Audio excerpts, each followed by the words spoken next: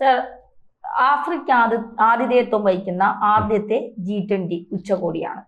South ആഫ്രിക്കയുടെ ജൊനാസ്ബർഗിൽ വെച്ചാണ് നടക്കുന്നത്. ഇപ്പോൾ നരേന്ദ്രമോദി അവിടെ എത്തിയിട്ടുണ്ട്.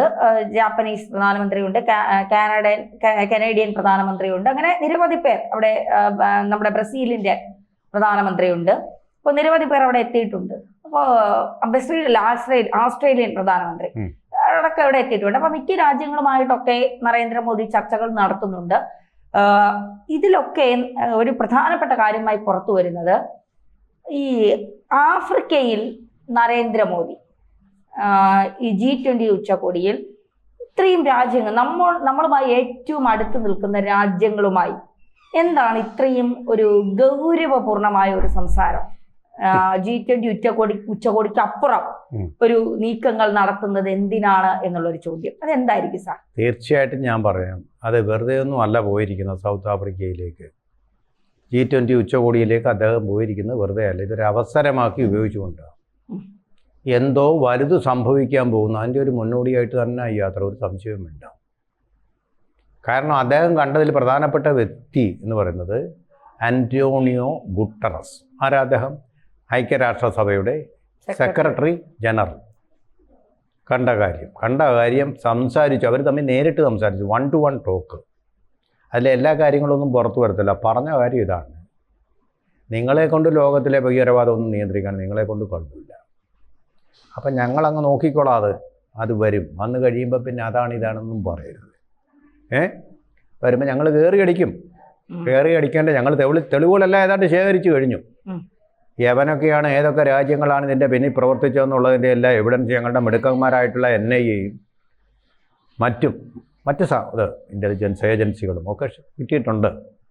അതുകൊണ്ട് തന്നെയാണ് ഈ സമ്മേളനത്തിൽ വെച്ച് അദ്ദേഹം നിർദ്ദേശിച്ച ഒന്ന്, മയക്കുമരുന്നിനും ഭീകരവാദത്തിനും എതിരെയുള്ള ഒരു ആഗോള ശൃംഖല രൂപപ്പെടണം, ഷെയർ ചെയ്യാൻ വേണ്ടിയിട്ട്. കാരണം ഇപ്പോൾ തുർക്കിയയിൽ നടക്കുന്നത്, തുർക്കി നമ്മളോട് പറയത്തില്ല ഒരു കാലത്തും. തുർക്കി പറഞ്ഞെങ്കിലും തുർക്കിയെ കുറ്റക്കാരാക്കുന്ന രീതിയിൽ ഉള്ള നടപടികളുണ്ടാവണം ഐക്യരാഷ്ട്രസഭയുടെ നേതൃത്വത്തിൽ. നോളജ് ഷെയറിങ് അതുപോലെ ഉണ്ടാവണം. അതുപോലെ സമ്പത്തിൻ്റെ തുല്യമായ വിതരണം ഉണ്ടാവണം.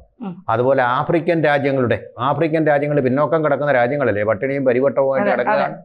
സുഡാനിലെ അവിടുത്തെ മുസ്ലിങ്ങൾ തമ്മിലുള്ള സംഘർഷം കൊണ്ട് തന്നെ ഏതാണ്ട് 3200 ലക്ഷം കുട്ടികൾ എന്നാണ് ഞാൻ മനസ്സിലാക്കുന്നത് പോഷക ദാരിദ്ര്യത്തിൽ കഴിയുന്നു. പല കുട്ടികളും മരിച്ചു, കുട്ടികളായിരിക്കുമ്പോഴേ മരിച്ചു.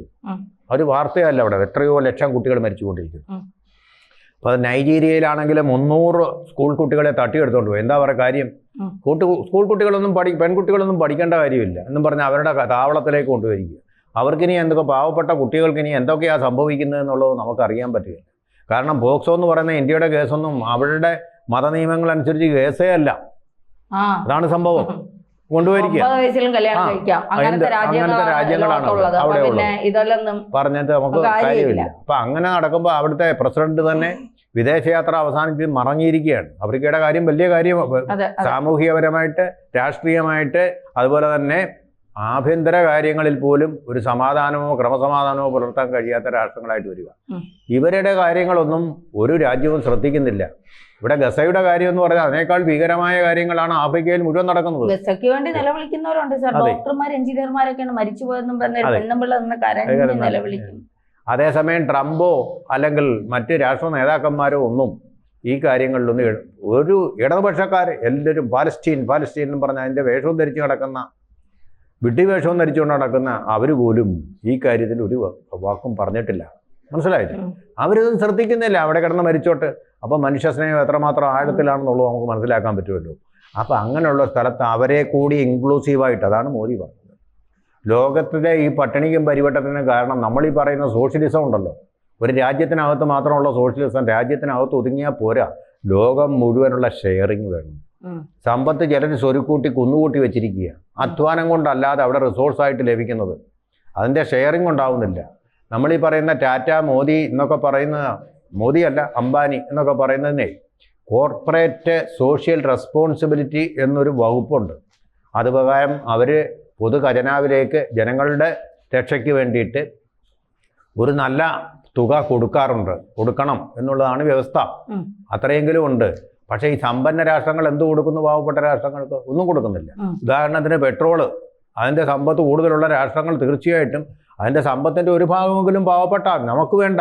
ആഫ്രിക്കയ്ക്ക് പങ്കുവയ്ക്കാത്ത എന്താ അത് പങ്കുവയ്ക്കാൻ തയ്യാറാകാത്ത, അവരുടെ രക്ഷയ്ക്ക് എത്താത്തത്? ഐക്യരാഷ്ട്രസഭയ്ക്ക് മാത്രമായിട്ട് പറ്റുന്ന കാര്യമൊന്നുമല്ല അത്. ആ കാര്യങ്ങളെല്ലാം അദ്ദേഹം അവിടെ സൂചിപ്പിച്ചു. ഗ്ലോബൽ സൗത്തിനെ അതുപോലെ ആഫ്രിക്കയെ ഒക്കെ നിങ്ങളുടെ അജണ്ടയിൽ കൊണ്ടുവരണം എന്നുള്ള കാര്യവും അദ്ദേഹം വളരെ പറഞ്ഞു. അതുപോലെ തന്നെ അവിടെ നമ്മൾ അറിയാത്ത ചില കാര്യങ്ങളും പറഞ്ഞു. അതായത് ഞങ്ങളിതിന് തിരിച്ചടിക്കും, ഭീകരവാദത്തിൽ നിന്ന് ഞങ്ങളുടെ ജനങ്ങളെ രക്ഷിക്കാനുള്ള അവകാശം ഞങ്ങൾക്കുണ്ട്. ഇതിൻ്റെ ആസൂത്രകരായാലും ശരി, ഭീകരവാദത്തിന് കൂട്ടുനിന്നവരായാലും ശരി, അവരെ വേരോടെ ഞങ്ങൾ മനുഷ്യരാശിക്ക് വേണ്ടി, ലോക സമാധാനത്തിന് വേണ്ടി ഞങ്ങൾ നശിപ്പിക്കും. അത് നിങ്ങൾ മുൻകൂട്ടി നിങ്ങളുടെ ധാരണയില്ല. അപ്പോൾ പരസ്യമായിട്ട് പറയാൻ പറ്റില്ല ഈ കാര്യങ്ങൾ. പരസ്യമായിട്ട് പറഞ്ഞ യുദ്ധം വരുന്നെന്ന് പറഞ്ഞ് അവർ തയ്യാറെടുത്ത് നിൽക്കും. ചൈനയുടെയും തുർക്കിയുടെയും പടക്കോപ്പുകളുമായിട്ട് പാകിസ്ഥാൻ അണിനിരക്കും.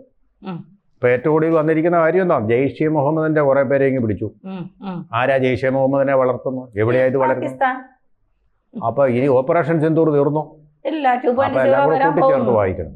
അപ്പൊ ഇവിടെ ചെങ്കോട്ടയിൽ സംഭവിച്ചതിനും ഇന്ത്യയിൽ മുഴുവൻ സംഭവിക്കാനിരുന്നതിനും, ഇന്ത്യയിൽ മുഴുവനുള്ള നഗരങ്ങളെയും നശിപ്പിക്കാൻ വേണ്ടിയുള്ള സ്ഫോടക വസ്തുക്കളാണ് അൽ-ഫല യൂണിവേഴ്സിറ്റിയിൽ നിന്ന് കണ്ടെടുത്തത്. അവിടെ ഈ നമ്മുടെ ഈ റൈസ് മില്ലുണ്ടല്ലോ, അരി പൊടിക്കാനും പലഹാരങ്ങൾ ഉണ്ടാക്കാൻ, ആഹാരം കഴിക്കാൻ വേണ്ടിയിട്ടുള്ളത്, അതിനുപയോഗിച്ച അസംസ്കൃത വസ്തു എന്ന് പറയുന്നത് യൂറിയ ഒന്നതായിരുന്നു. പിന്നെ ഒന്ന് NPK, നമ്മൾ കൂട്ടുവളം.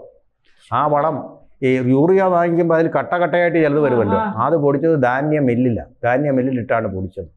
മനുഷ്യന് ആഹാരം കഴിക്കേണ്ടത് ഇട്ട് പൊടിച്ചിട്ടാണ് അവിടെ. പിന്നെ അമോണിയം നൈട്രേറ്റ് 3600 കിലോയാണ്, 5000 കിലോയിലും വരും പിടിച്ചതും പിടിക്കാത്തതുമായിട്ടുള്ള സാധനങ്ങൾ. കുട്ടികൾക്ക് പരീക്ഷണം നൽകി മാനവരാശിക്ക് നല്ലത് വരുത്തേണ്ട അൽ-ഫല യൂണിവേഴ്സിറ്റിയിലെ സർവകലാശാലയിലാണ് ഈ ഗവേഷണം നടത്തിയത്. വളത്തിനെ നിങ്ങൾക്ക് സ്ഫോടക വസ്തുവായിട്ട് ഉപയോഗിച്ച് മാനവരാശിയെ കൊല്ലാം. അതുപോലെ ആവണക്കണ്ണ എന്ന് പറയുന്ന സാധനം കഴിച്ചാൽ വയറിള് പോകുന്നുള്ള ഒരു കുഴപ്പമേ ഉള്ളൂ. അതിൽ നിന്ന് അതിമാരക വിഷമുള്ള റൈസിൻ വേർപെടുത്താം. അത് വേണമെങ്കിൽ ഈ കടകളിൽ വിൽക്കുന്ന ബിരിയാണികളിലൊക്കെ ചേർക്കാമല്ലോ. വേറെ വല്ലതും വേണോ ഒരു രാജ്യത്തെ മുഴുവൻ നശിപ്പിച്ച് കളയാൻ? നമ്മൾ ഭയപ്പെടേണ്ട ഒരു കാര്യമുണ്ട് സാർ. ഈ ഡിസംബർ 6 ബാബറി മസ്ജിദ് തകർത്ത ദിവസമാണ്. ഇവന്മാർ ഈ 34 കാറുകളൊക്കെ കൂടെ കൊണ്ട് ബാക്കി 27 നാളെ നമ്മൾ പിടിച്ചിട്ടുള്ളൂ. ബാക്കിയൊക്കെ എങ്ങോട്ട് പോയ ഒരു പിടിയുമില്ല. ഈ 6-ാം തീയതി എന്തെങ്കിലും സംഭവിക്കാൻ സാധ്യത ഉണ്ടോ സാർ? അതാണ് പറയുന്നത്. അതിന് വേണ്ടത് എന്ന് പറയുന്നത് ഇവരെവിടെ പ്രവർത്തിക്കുന്ന കുറേ പേർക്കെങ്കിലും ഈ പ്രവർത്തനങ്ങളെക്കുറിച്ച് അറിവുണ്ടാവും. അവരെ പിടിച്ച് പോലീസിന് കൊടുക്കണം. അതാണ് പറഞ്ഞത്. അബ്ദുള്ളയും അതുപോലെ അകല ലോക മുസ്ലിം ലീഗിൻ്റെ അധ്യക്ഷനും പറഞ്ഞത് ഇന്ത്യയാണ് മുസ്ലിങ്ങൾക്ക് സുരക്ഷിതമായിട്ട് ജീവിക്കാൻ പറ്റിയ ഇടം. ലോകത്തിലെ ഏറ്റവും മുസ്ലിം ഭൂരിപക്ഷമുള്ള 2ാമത്തെ രാജ്യമാണ് ഇന്ത്യ. പാകിസ്ഥാൻ അല്ല 1ാമത്തെ രാജ്യം. പാകിസ്ഥാൻ ഇന്ത്യയ്ക്കും താഴെയാണ്. അതുകൊണ്ട് ഈ മുസ്ലിങ്ങളുടെ സുരക്ഷയ്ക്ക് വേണ്ടി തന്നെ നിങ്ങളിൽ മനുഷ്യത്വമുള്ളവർ, മനുഷ്യനെ കൊല്ലുന്ന ഈ നരാധമന്മാരെ കണ്ടുപിടിച്ച് പോലീസിനെ അറിയിക്കുകയെങ്കിലും ചെയ്യാനുള്ള ഉത്തരവാദിത്വം നിങ്ങൾക്കുണ്ട്. അല്ലെങ്കിൽ സ്വന്തം മരക്കൊമ്പിലിരുന്നു കൊണ്ട് സ്വയം ഇരിക്കുന്ന കൊമ്പ് മുറിക്കുകയായിരിക്കും ചെയ്യുന്നത്. നിഷ്പക്ഷത എന്ന് പറയുന്നത് ഒരു കുറ്റകൃത്യം തന്നെയാണ്.